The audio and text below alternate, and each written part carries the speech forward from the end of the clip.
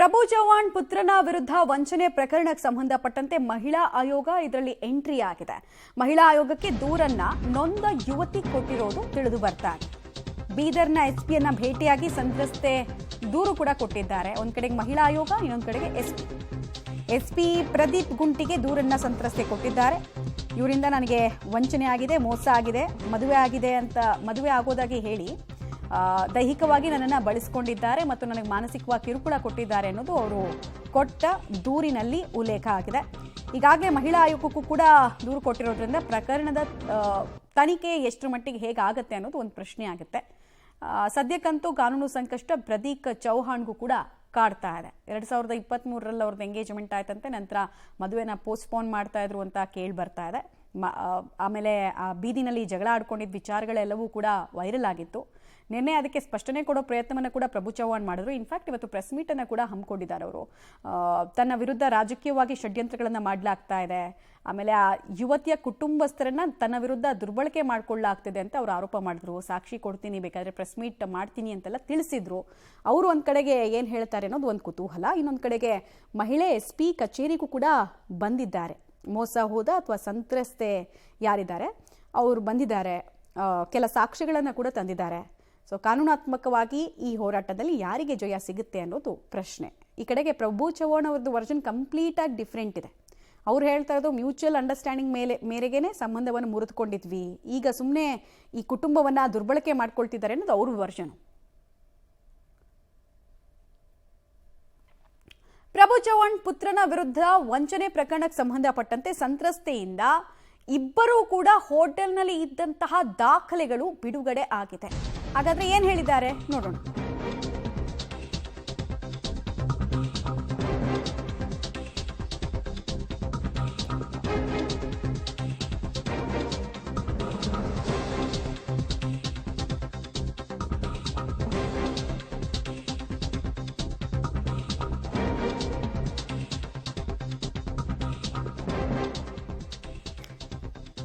ಎರಡು ಬಾರಿ ಒಟ್ಟಾಗಿ ಹೋಟೆಲ್ನಲ್ಲಿ ಇದ್ದ ಬಗ್ಗೆ ದಾಖಲೆಯನ್ನು ಬಿಡುಗಡೆ ಮಾಡಿದ್ದಾರಂತೆ ಅವರು.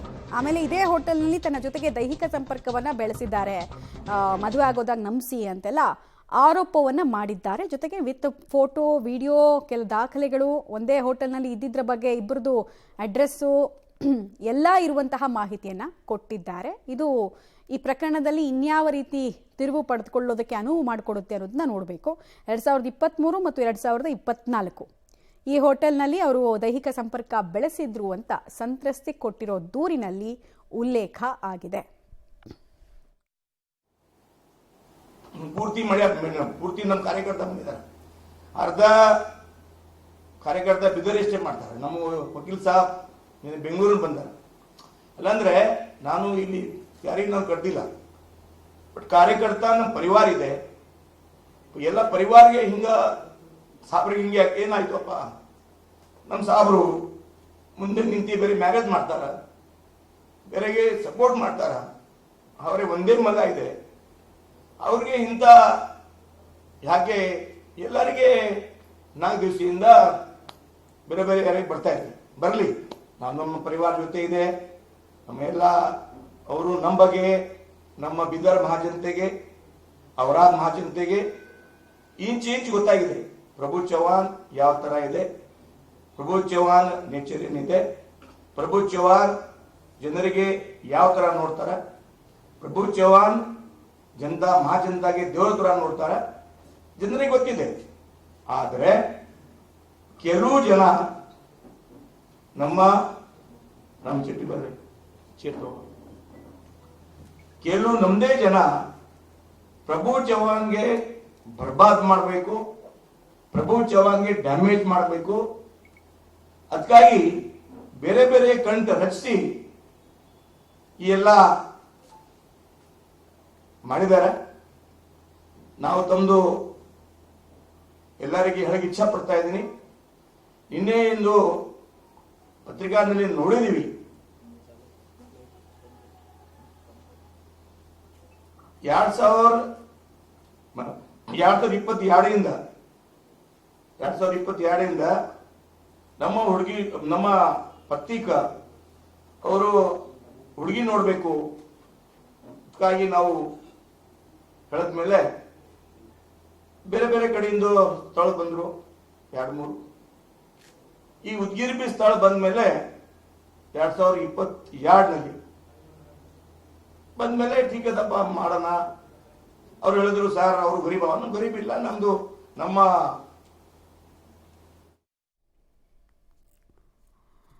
ಮಾಜಿ ಸಚಿವ ಪ್ರಭು ಚೌಹಾಣ್ ಸುದ್ದಿಗೋಷ್ಠಿಯಲ್ಲಿ ತಮ್ಮ ಕುಟುಂಬವನ್ನ ಡಿಫೆಂಡ್ ಮಾಡಿಕೊಳ್ಳೋದಕ್ಕೆ ಅಂತ ಹೇಳಿ ಮುಂದಾಗ್ತಾ ಇದ್ದಾರೆ. ಮಗನ ವಿರುದ್ಧ ಯುವತಿ ಮಾಡಿರುವಂತಹ ಅಷ್ಟೂ ಆರೋಪಗಳು ಸತ್ಯಕ್ಕೆ ದೂರವಾದದ್ದು ಅನ್ನೋದು ಒಟ್ಟಾರೆ ಮಾತಿನ ಸಾರಾಂಶ ಆಗ್ತಿದೆ.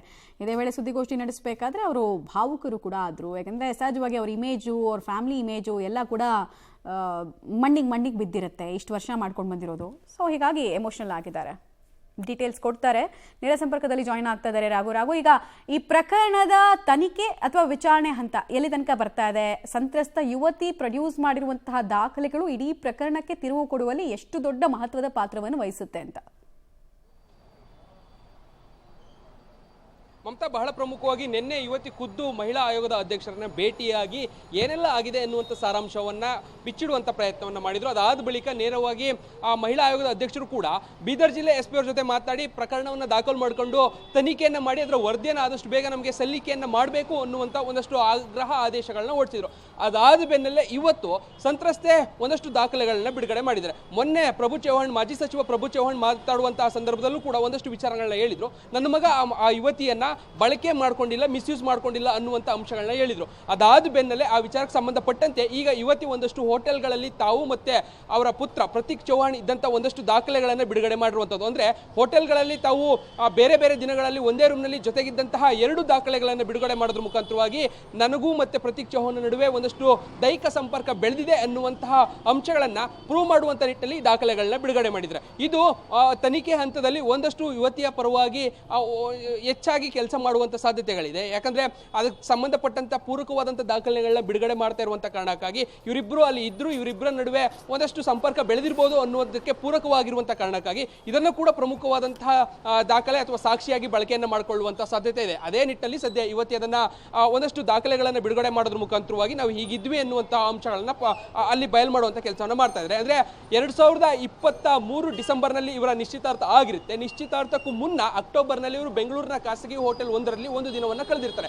ಅದಾದ ಬಳಿಕ 2024 ಮಾರ್ಚ್ನಲ್ಲಿ ಅಂದ್ರೆ ಅವರ ಎಂಗೇಜ್ಮೆಂಟ್ ಆದ ಒಂದು 4 ತಿಂಗಳ ನಂತರದಲ್ಲಿ ಮಹಾರಾಷ್ಟ್ರದ ಲಾತೂರ್ ಏನಿದೆ ಅಲ್ಲೂ ಕೂಡ ಅದೇ ರೀತಿ ಒಂದು ಖಾಸಗಿ ಹೋಟೆಲ್ನಲ್ಲಿ ಉಳಿದುಕೊಂಡು ಒಂದಷ್ಟು ಸಮಯವನ್ನ ಕಳೆಯುವಂತ ಕೆಲಸಗಳಾಗಿರುತ್ತೆ. ಈ 2 ದಾಖಲೆಗಳನ್ನು ಬಿಡುಗಡೆ ಮಾಡೋದ್ರ ಮುಖಾಂತರವಾಗಿ ನಮ್ಮಿಬ್ಬರ ಮಧ್ಯೆ ಒಂದಷ್ಟು ಸಂಪರ್ಕಗಳು ಇತ್ತು ಅನ್ನುವಂತಹ ವಿಚಾರಗಳನ್ನ ಯುವತಿ ಸಾಕ್ಷ್ಯ ಮೂಲಕವಾಗಿ ಒಂದಷ್ಟು ದಾಖಲೆಗಳನ್ನ ಸಲ್ಲಿಸುವಂತ ಕೆಲಸವನ್ನ ಮಾಡಿದರೆ ಇದು ಅವರು ಮಾಡಿದಂತ ಆರೋಪಗಳಿಗೆ ಪೂರಕವಾಗಿದೆ. ಜೊತೆಗೆ ಪ್ರಭು ಚೌಹಾಣ್ ತಳ್ಳಿ ಹಾಕ್ತಂತಹ ಒಂದು ಆರೋಪಗಳಿಗೂ ಕೂಡ ವಿರುದ್ಧವಾಗಿರುವಂತಹ ಕಾರಣಕ್ಕಾಗಿ ಸ್ವಲ್ಪ ಪ್ರಕರಣವು ಬೇರೆ ರೀತಿಯಾದಂತಹ ತಿರುವುಗಳನ್ನು ಪಡೆದುಕೊಳ್ಳುವಂತ ಸಾಧ್ಯತೆ ಕೂಡ ಇದೆ. ಮಮತಾ, ಆಲ್ ರೈಟ್, ಧನ್ಯವಾದ ತಮ್ಮ ಮಾಹಿತಿಗಾಗಿ ರಾಘು. ಮೋಸ ಮಾಡೋ ಉದ್ದೇಶದಿಂದ ದೈಹಿಕ ಸಂಪರ್ಕ ಬಳಸಿದ್ರೆ ಅದು ದೊಡ್ಡ ತಪ್ಪಾಗುತ್ತೆ. ಅದನ್ನ ಹೆಂಗೆ ಪ್ರೂವ್ ಮಾಡ್ತಾರೆ ಯುವತಿ ಅನ್ನೋದು ನೋಡ್ಬೇಕು ನಾವು.